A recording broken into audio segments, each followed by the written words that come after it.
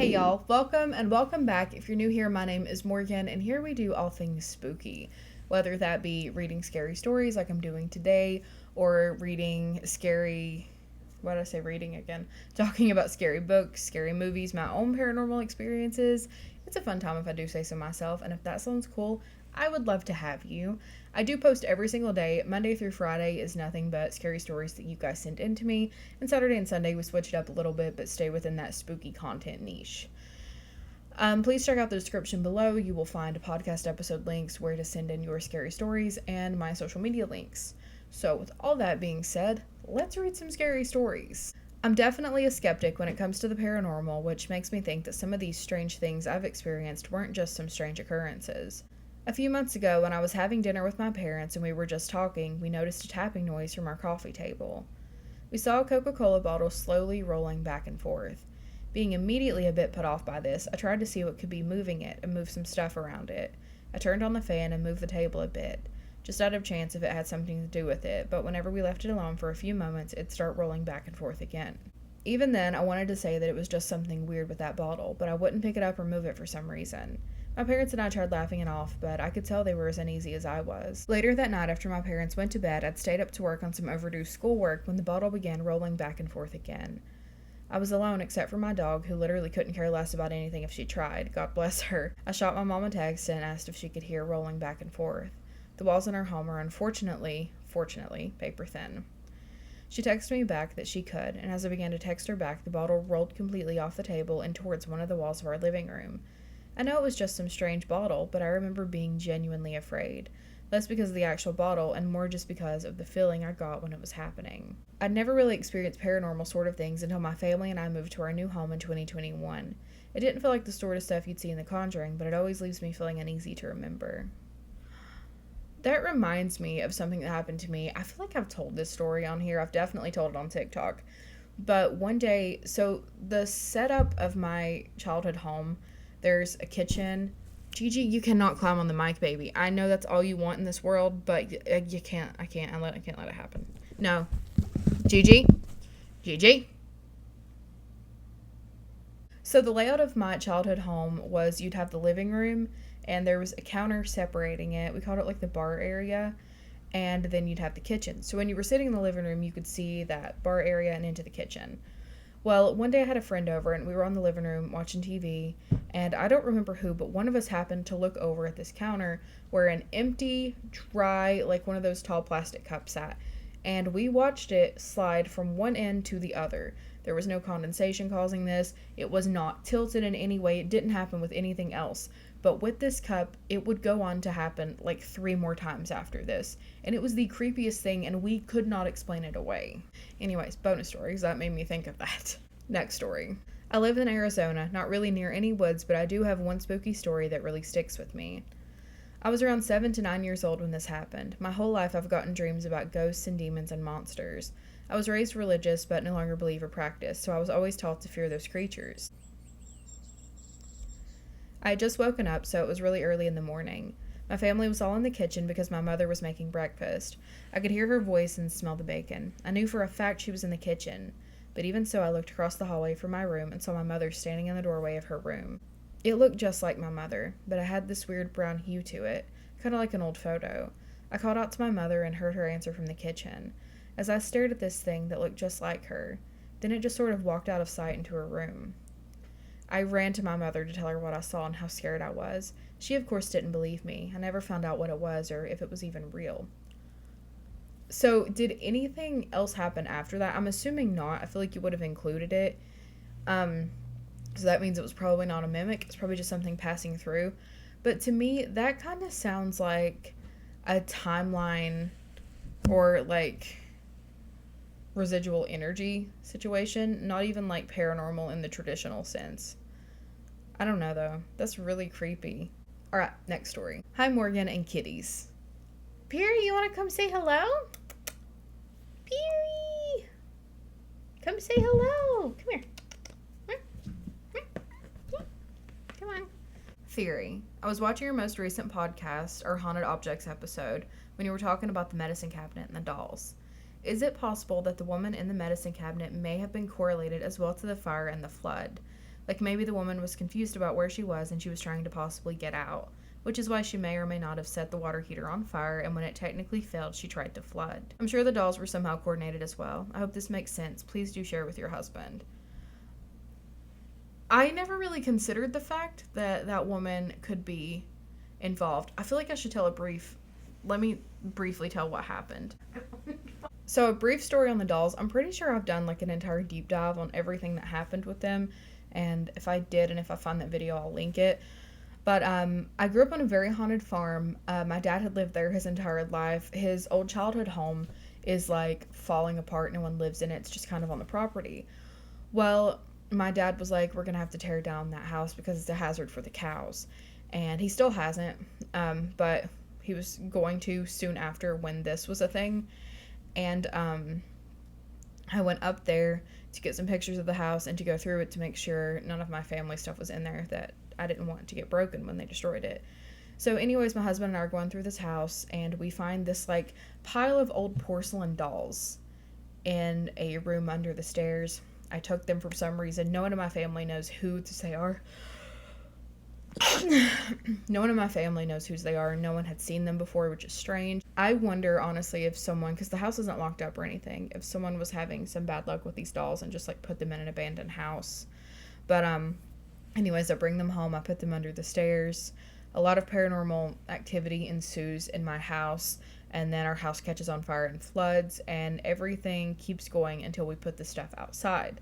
But with those dolls, I also brought a really haunted medicine cabinet where my grandfather would tell us stories of an older woman that he would see in this medicine cabinet. And when we brought it in, we kept it under the stairs with the dolls, and my husband saw the woman, and so did I.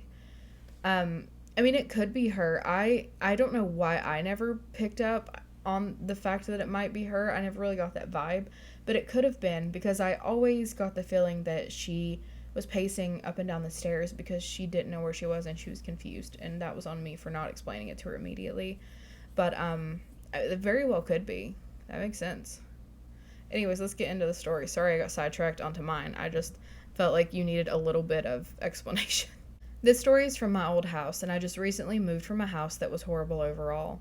The basement was horrible. Random holes everywhere. Just horrible. For some context, my mom does believe in the paranormal, and she's had some things thrown across the kitchen. No wind or anything on. She was freaked. Things have fallen, all kinds of stuff. But for the main story, the basement. I was having a sleepover with some friends. I had one friend staying the night, and the others, 2 to 3, were leaving in a bit. We were in my room just watching some TikToks or whatever. I went downstairs to grab something from our kitchen, and I came back down. The basement door was open. Me and my friends were there alone. They were all upstairs. I would have noticed if they came downstairs. And the worst part about that basement door being open, the door was locked. So how was it open? It wasn't open before we all went downstairs, and I made sure it was locked. It was horrifying. I've always had a bad feeling about the basement. My friends claim they've seen things in the basement, figures and eyes, but that's really it. Some other minor things probably happened. I'll update you if I remember anything. Nothing has happened yet in my new house. So my brain always, I feel like most people do this, but I'm like, okay, what's like not a paranormal thing it could be? Hopefully no one was living in your house. I feel like that's even more terrifying. Is that I think the term's called phrogging, when someone like hides within your walls or like an attic or something. That scares me immensely. And we were actually like kind of worried whenever we moved in that was happening here, because our apartment, we live in a townhouse, but it has a weird setup. So we have an attic in our bedroom upstairs, and it's in the closet. And the closet locks from the outside. It's like locking something in where the attic is, and it creeped me out so bad. And whenever we first moved in, we weren't locking the closet door right, and it would just be like open sometimes and unlocked, or like obviously unlocked, but sometimes it would just be open, and it was so freaking weird. And I mean, we checked, no one was in the attic, but it like freaked me out immensely, and I was convinced someone was living in our attic. So hopefully it wasn't that, but also like a ghost is scary too, so I don't know. All right, next story. I've been debating on sending you this for a while and finally decided to because I'm curious about what you'd make of it. Back when I was 17, for around 9 months, I was in contact with not so great adults. I'm nearly 20 now. They were all witches, and I was early into my practice, and they had a place to ask questions about stuff, so I did. Back then, I knew I had house spirits in my bedroom and bathroom shower. I didn't know a whole lot about them at the time, though. They told me that I should make them leave. Nowadays, I think it's because they knew the house spirits would protect the space and its inhabitants. Yeah, that's really weird to, yeah, red flag. House spirits are great. As long as you take care of the space. So they gave me the sigil, saying it was for protection. Me being young and manipulated into trusting them, used it without questioning. As soon as I put it in an herb bag and put it in my room, I heard footsteps lightly following me around.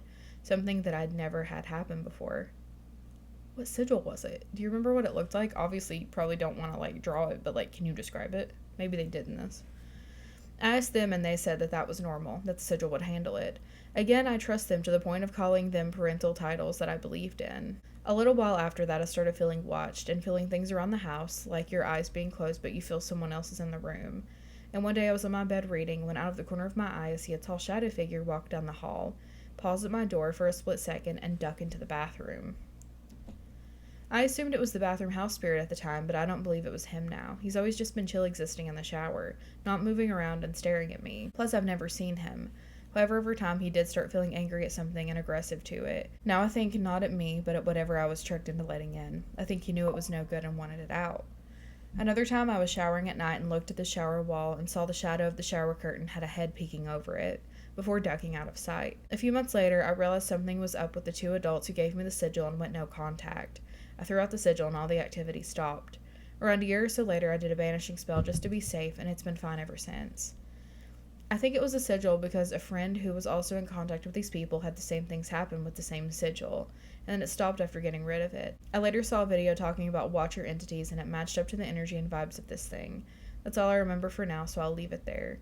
It does sound like a watcher. It literally just sounds like, whether it be a watcher or something else, they attach something to you to kind of wreak havoc upon your life. I'm really curious on what the sigil looked like. I feel like if I knew what it looked like, I could do a little bit more research into it, or maybe I know something. But I'm glad it stopped after you got rid of it. That's so sad. They were like, you gotta get rid of your house spirits. Never do that, ever. No. If you're watching this and you ever hear someone say that, no. House spirits are great. So this person started off their story with saying that we tore the same tendon. And the fact that, okay, I don't know if a meniscus is a tendon, but the fact that I've torn my meniscus and a certain tendon in my foot, and I have no idea which one they're talking about, makes me feel bad about myself. I am so clumsy.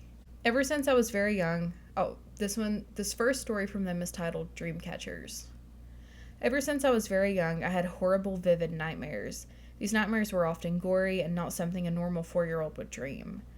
There was one about a car crash, and I would feel the bit of cold winter air. I could hear the sirens crying and screaming. I could see all the gory details of the victims who had been in the crash.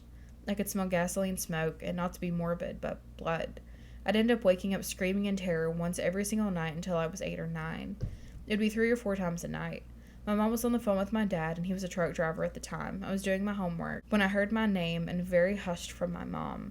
So like every person does, I listened in. The nightmares are getting worse. There are 3 or 4 times a night, sometimes more. I don't know what to do.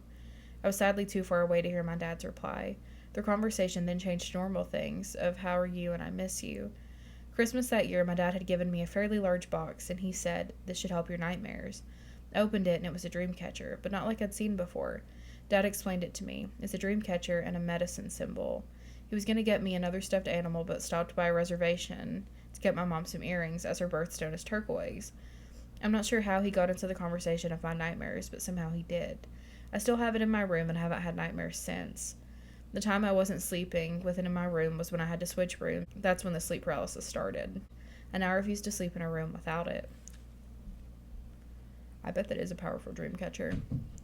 Right, next story is titled Hidden Doors. This is most likely not paranormal, so if you wish to skip it, you can. I am not skipping it. I live in a trailer with an add-on. That's a key thing. So in 2018, I was sitting on my bed, either watching TV or playing on my computer, when I heard something knock to the left. For context, I do have 2 doors in my room, one to the right, which is a pocket door, and the other at the foot of the bed to the left. They're saloon doors. Directly to my left is a wall. We found out in the renovation that the left is a door that has been plastered over. If you took the add-on off, it'd be the front door. I ignored it as it doesn't happen much. It's usually 2 or 4 knocks every half year. It literally could be the house settling, but it's still startling when it happens. I mean, it definitely could be, but it could also be something else. Dad's seen it too. I was chatting with my dad in my parents' living room one sunny day in 2023 when I caught what looked to be a person walking by the window. I stopped mid sentence and looked. Nothing. Dad asked, "Did you see the figure?" I looked at him with surprise and said, "Yeah, I see it several times a day." Now, I'd like to note that my dad doesn't really do well with paranormal stuff, but he's very relaxed. His adopted mother passed in 2019, and I have a feeling she may have been checking on him. I mean, if he doesn't do well with that and was relaxed on this one, it seems like he recognized the energy. So it makes sense. Final story, it's under the bed. This happened in 2024. I was ill and laid down to see if I could sleep a little bit. I wasn't asleep or really falling asleep yet when this happened.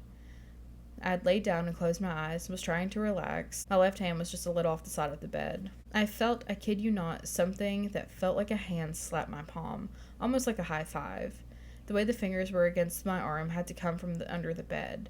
Not opening my eyes, I pulled my hand back slowly as I said, "Not in the mood for games right now. I'm literally sick and I'd like a nap." There was an annoyed kick from under the bed, but nothing else happened. Just, That's funny. But with that, I guess we will end it there. But thank you guys so much for hanging out with me, and I will see you tomorrow.